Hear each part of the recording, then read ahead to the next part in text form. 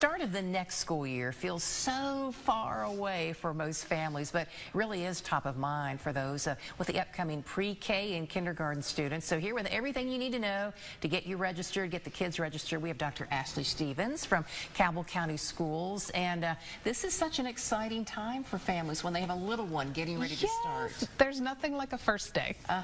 Absolutely. Yeah. So we're really excited, but as much as we get ready for the backpacks and the first day pictures, there is some work to be done at this point in advance. And when mine were little, I almost missed it. I could not imagine that those sweet precious babies of mine could possibly have a birthday that falls in such a way that I needed to worry about this.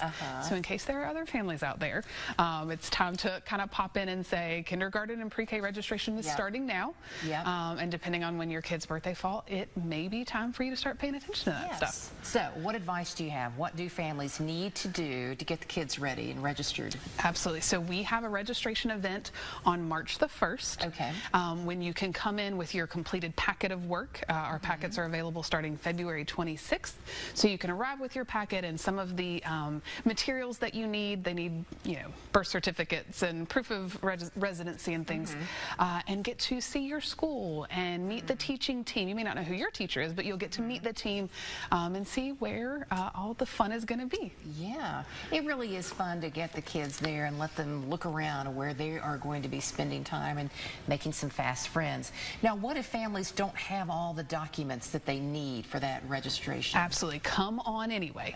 Pick up the packet starting on February 26th and bring what you have. There's a whole list available of sort of what is needed, so tick off as many as you can, and then that gives you time to go and find the other ones. Sometimes you need to maybe make a doctor's appointment, or maybe they haven't had a dental exam in the last year, and so that allows you time to go and get those things.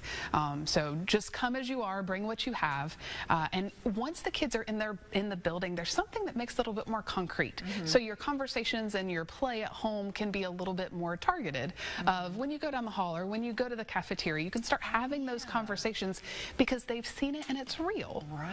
So it's not just imagining, and sometimes when we imagine and we've not seen something, it seems scarier. But once you've been in in a school and you can start seeing yourself there, it just makes it a lot easier to have those conversations and get them ready. A lot more fun preparing.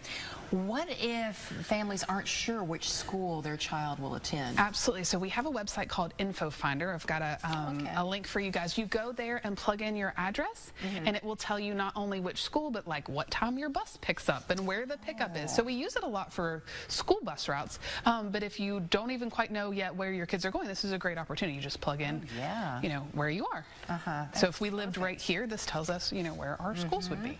Yeah, all that information right there. Okay, what can families expect at registration on March 1st? Absolutely. So between 8:30, let me double check this time, 8:30 and 11:30, and then 12:30 and 2:30, they just drop in. You don't have to have an appointment. You just bring your packet, bring your documentation, and drop in.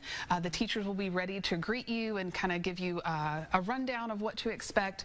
You may get to see different parts of the school. We do have school going on that day, so I don't know, how much you'll get to see, but you'll get to see the workings of the school. The older kids will be there, and just get a feel for what the expectations are, who who the characters are going to be, who the people you're going to be meeting are, and start that very concrete process of imagining what our schools are going to be like. It gives you something to look forward to.